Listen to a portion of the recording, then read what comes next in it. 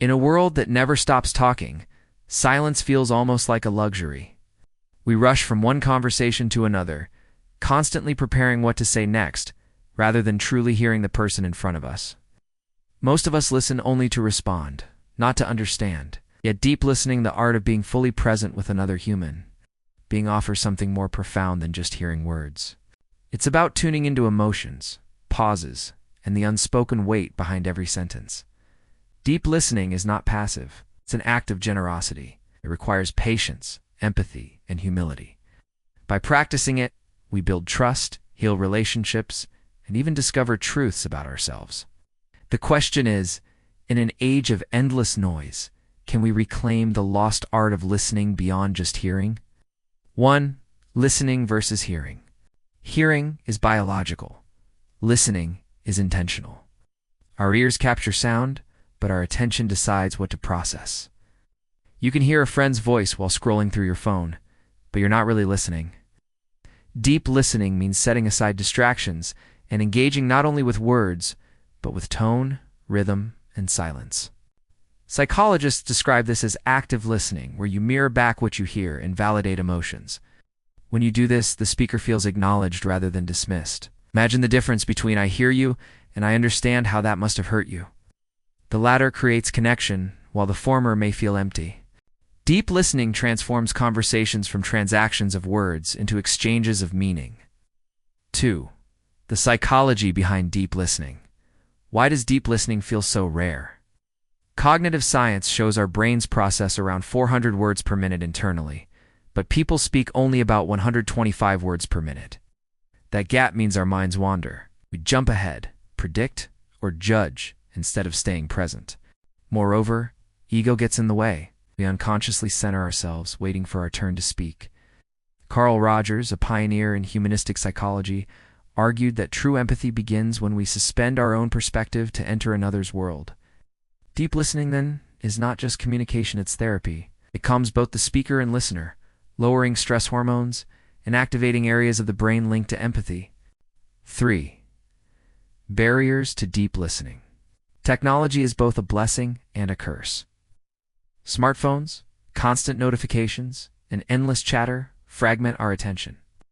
Add to that cultural habits.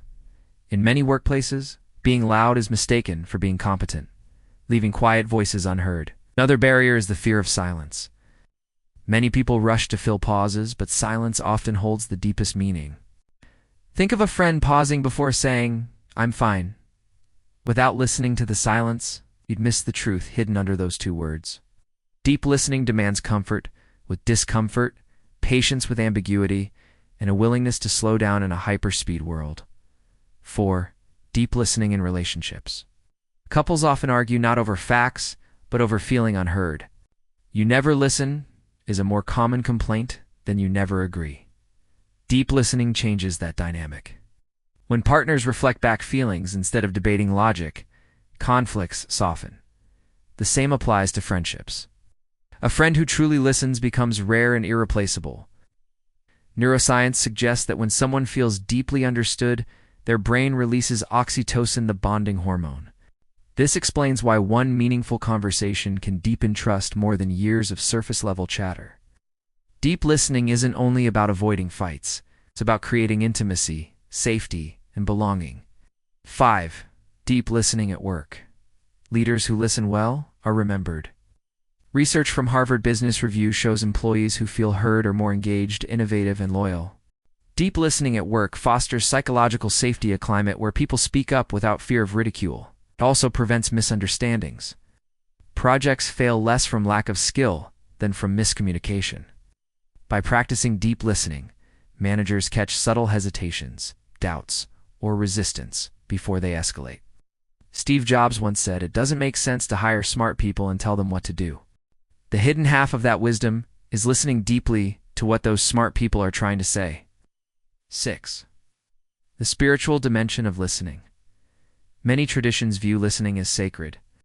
Buddhist teachings describe deep listening as an act of compassion, a way to relieve suffering. Quaker communities practice silent listening, where the pause itself becomes prayer. On a personal level, deep listening is spiritual because it dissolves ego. When you focus fully on another, your own worries quiet down. You step outside the prison of your own thoughts. It's Viktor Frankl, the Holocaust survivor and psychiatrist, once wrote that meaning often emerges in dialogue when two people truly meet beyond surface words. Listening, then, becomes a path toward healing and transcendence. 7. Cultivating the habit of deep listening. Like any art, deep listening requires practice. Start small. Put away your phone, maintain eye contact, and resist the urge to interrupt. Allow silence. Ask open-ended questions like, "How did that make you feel?" instead of, "Are you okay?" Mindfulness meditation can sharpen this skill, training attention to return when it wanders. Journaling after conversations also helps ask yourself, what did I really learn about them today? Over time, these habits rewire the brain, making empathy more natural. Deep listening isn't about becoming perfect, it's about being present. And presence, in itself, is a gift. Deep listening is more than a communication technique. It's a radical act of humanity. In a culture obsessed with speaking, those who listen deeply become healers, leaders, and trusted friends.